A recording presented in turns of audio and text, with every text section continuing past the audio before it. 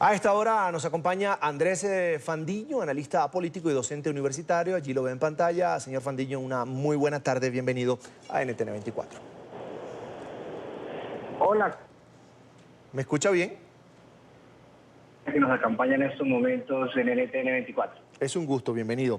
¿Qué lectura podemos hacer de esta gira que hace el secretario de Estado de los Estados Unidos, Mike Pompeo, por América? Hace parada en Brasil por la asunción al poder de Jair Bolsonaro, se reúne con varios presidentes, además habla con el primer ministro de Israel, Benjamín Netanyahu, pero se para en Colombia también, habla con Duque y uno de los temas principales de esta reunión es precisamente la crisis política, social y económica en Venezuela. Se está formando un grupo en el continente para rescatar de alguna manera o trabajar por la reestructuración, la restauración, la vuelta de la democracia en Venezuela. Sí, yo pienso que, pues, primero que todo hay que decir que esta es una visita muy institucional por parte de los Estados Unidos para afianzar las relaciones comerciales con los países latinoamericanos, ya que Estados Unidos viene perdiendo un espacio en el comercio por la entrada tan fuerte del mercado chino en Latinoamérica. Claro, ya hay un frente, digamos, constituido por los diferentes gobiernos de los países vecinos que han venido denunciando las diferentes violaciones de derechos humanos que están ocurriendo en Venezuela como primera medida, y la ha venido liderando pues el presidente Duque. En segundo, pues la crisis humanitaria que está afectando no solamente a Colombia, sino a los diferentes países vecinos. Y es un bloque pues que de todas maneras rechazando, porque todos los estados que son estados hermanos tienen que rechazar de una u otra manera las diferentes problemáticas de violaciones que se presentan alrededor de este flagelo que están viviendo los hermanos venezolanos. Pero también tiene que uno aprovechar, o se tiene que aprovechar la visita de Estado del gobierno norteamericano, ¿sí? del secretario Pompeo, para también hacer una muestra de cooperación internacional de que Colombia logre gestionar en el marco de esta visita una cooperación internacional de recursos para atender también la crisis humanitaria que estamos viviendo en Colombia. Porque nos estamos quedando cortos desde el punto de vista de la institucionalidad colombiana para atender esta crisis, y vemos a los venezolanos en las calles, vemos a los venezolanos en muchos departamentos del país. Han pasado más de 1,5 millones de venezolanos a Colombia, la crisis está creciendo y vemos que la institucionalidad se está quedando corta. Yo creo que uno de los puntos importantísimos, más que denunciar también que es importante las violaciones de derechos humanos, es también lograr gestionar, si no tenemos los recursos suficientes para atender esta crisis humanitaria, que cada vez va a crecer, por lo visto, que cada vez va a crecer a lo largo y a lo ancho de nuestro país, y es necesario que el Estado colombiano nos ayude a atender esta crisis que estamos viviendo en todos los departamentos del país. En la conferencia de prensa o durante la conferencia de prensa, precisamente el secretario Pompeo se refirió a ese punto. Felicitó, por supuesto, a Colombia por los esfuerzos que hace a su gobierno, a su gente, para recibir a esos millones de migrantes de venezolanos que están huyendo de la crisis que se vive actualmente en el vecino país. Ahora, hay una fecha clave en puerta que es el 10 de enero.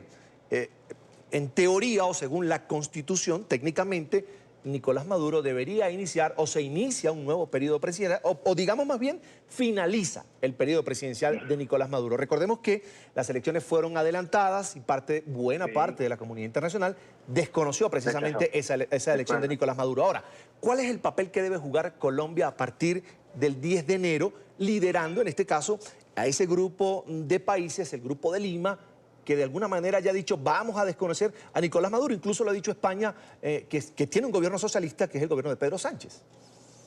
No, de acuerdo. Yo pienso que Colombia, el presidente Duque ya se jugó la carta con ese papel, y se la jugó desde el día que denunció ante los organismos internacionales las violaciones de derechos humanos que pasan en Venezuela. Yo creo que el papel ya está jugado.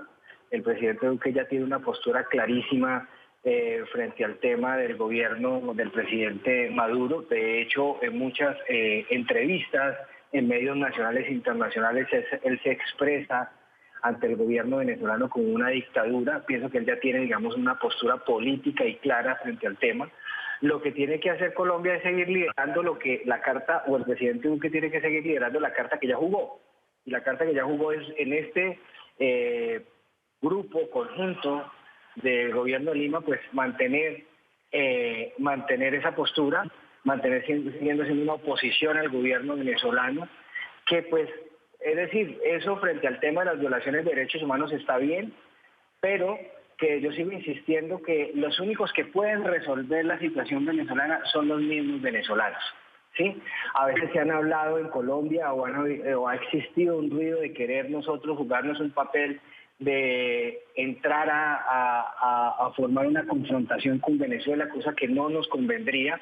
Ese ruido salió de la misma embajada de los Estados Unidos, del embajador colombiano, cosa que me pareció en su momento un ruido que no debió darse, que eso lo que uno que genera es una inestabilidad peor de la que estamos viviendo, porque lo que está viviendo Colombia hoy con la crisis humanitaria es producto de una problemática social y política y económica muy grave al interior de Venezuela, que todos lo sabemos, y que Colombia va a tener que enfrentarlo, pero lo tiene que enfrentar con mucha responsabilidad.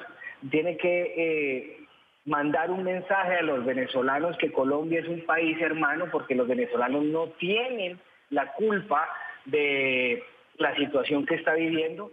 Yo sí quiero aprovechar este espacio para decirle a cada colombiano que nos está viendo que también ayudemos a poner un granito de arena a esta problemática que está viviendo Colombia, de que los venezolanos no son nuestros enemigos, que los venezolanos son nuestros amigos, que son hermanos que están pasando por una situación que cualquier país lo podría vivir y que nosotros podríamos también vivirlo, hubiéramos podido también, vivirlo en algunas circunstancias o en algún momento. Le tocó a los venezolanos, recibámoslos con mucho afecto y con mucho cariño. Y el gobierno colombiano lo que tiene que hacer es enfrentar esta crisis, como lo dije ahora, tratando de buscar toda la institucionalidad para poder frenarlo. Y que está bien que el gobierno de los Estados Unidos nos aplaude ese tema. Ahora, frente al tema político, ya la carta está jugada, hay que mantener las denuncias en los organismos internacionales.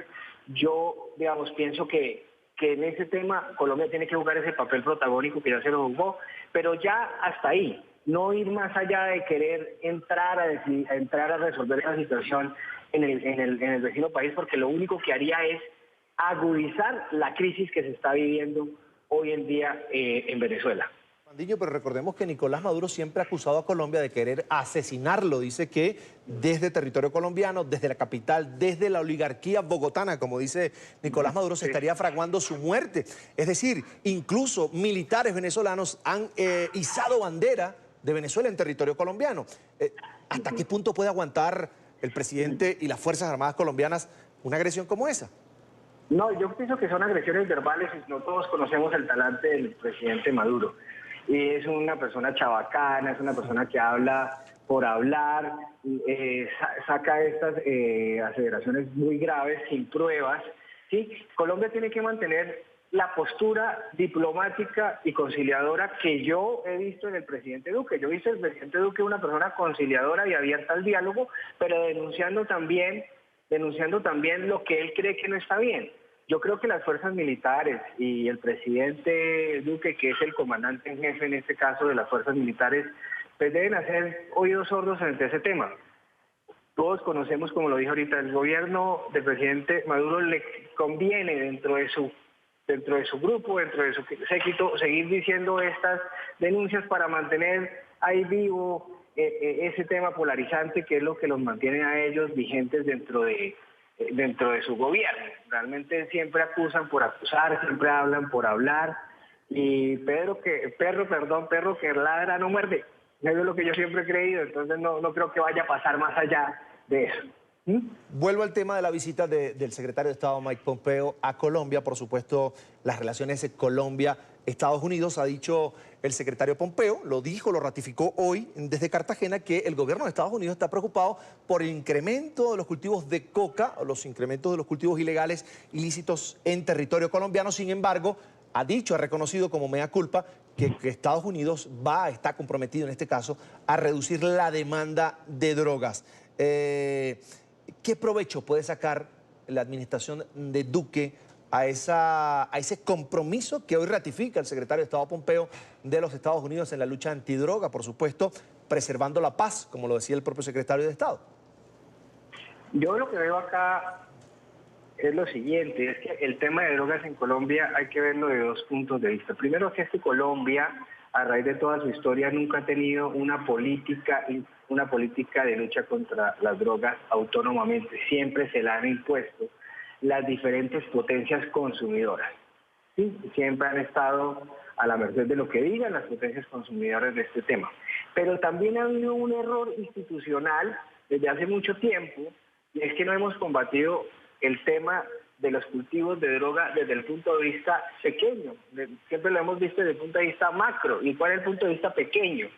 Y es que, ¿por qué nacen los cultivos de droga en Colombia? Los cultivos de droga no nacen de la nada o por obra y gracia del Espíritu Santo, no. Los cultivos de droga nacen porque los cultivadores ven más, ¿sí? Ven mucho más lucrativo cultivar coca que cultivar papa.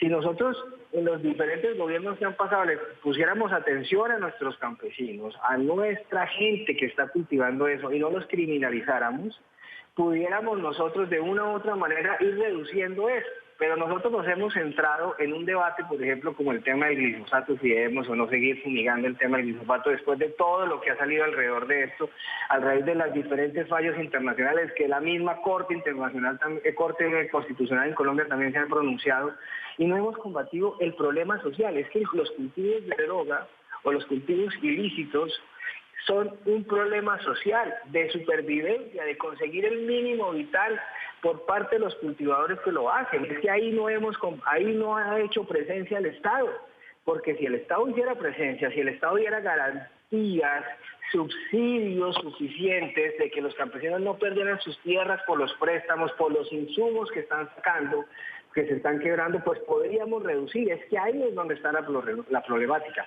Claro está, que decir Estados Unidos nos va a ayudar, que ya nos ayuda desde hace mucho tiempo, desde que usted sabe, desde que se dio y se firmó el Plan Colombia en el gobierno del expresidente Pastrana, ¿sí? Ya se viene haciendo una lucha grande, se viene haciendo una cooperación internacional grande, pero si podemos por un momento desviar también, lograr impulsar unos proyectos productivos alrededor de esta problemática social que le acabo de decir, podríamos también ayudar a reducir este tema de la alta demanda que hay del aumento de los cultivos. Entonces yo pienso que por ahí tiene que ser la visión del gobierno, porque si no vamos a seguir en lo mismo, vamos a seguir en unas discusiones que yo creo que ya están mandados a recoger, y el tema de los cultivos ilícitos es un problema social, es un problema donde la gente no tiene para conseguir el mínimo vital en muchos territorios del país. Y claro está, controlado también por un microtráfico que también está de pequeñas bandas criminales que el Estado también tiene que hacer presencia. Claro que sí, más recursos, por supuesto, para el tema social, para la inversión y que los campesinos puedan, pues, diversificar sus ingresos. Voy a agradecer a Andrés Fandiño, analista político y docente universitario, por estos minutos para la tarde de NTN 24. Hasta la próxima.